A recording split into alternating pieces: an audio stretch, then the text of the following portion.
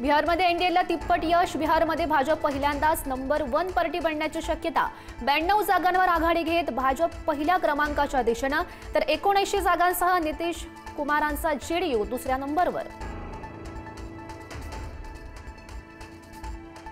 भाजपा समवेत नितीश कुमारांच्या जेडीयूला सुद्धा चांगलं यश। नितीश कुमारच पुन्हा मुख्यमंत्री होणार।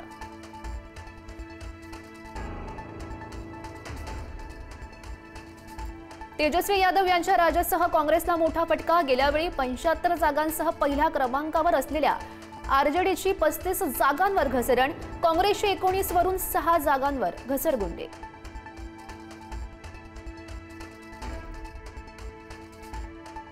लालू प्रसाद यादव यांची दोनही मुलं पिछाडीवर। तेजस्वी यादव राघोपूर मतदारसंघामधून पिछाडीवर, तर महुआमधून तेज प्रताप यादव पिछाडीवर।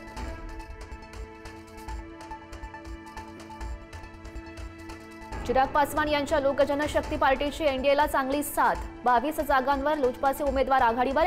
29 पैकी 22 जागांवर आघाडी घेत पासवान यांच्या लोक जनशक्ती पार्टीची मुसंडी।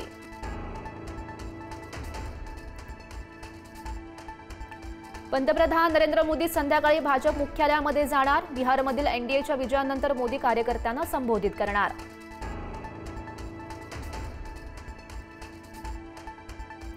प्रशांत किशोर यांच्या जनसुराज पक्षाच्या वाट्याला भोपळा।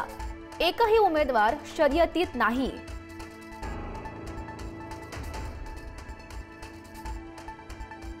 बिहारमध्ये प्रो इन्कम्बन्सी मतदान। महिलांना 10,000 देण्याचा निर्णय सरकारच्या पथ्यावर।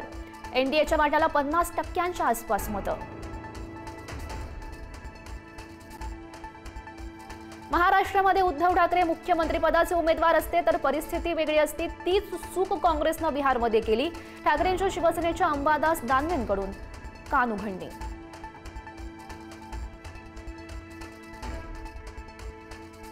बिहारच्या निकालांना धक्का बसण्याची गरज नाही। एकदम महाराष्ट्र पॅटर्न। जी आघाडी सत्तेवर येणार याची खात्री होती त्यांना 50च्या आत संपवलं। बिहारच्या निकालावरून खासदार संजय राऊतांची पोस्ट।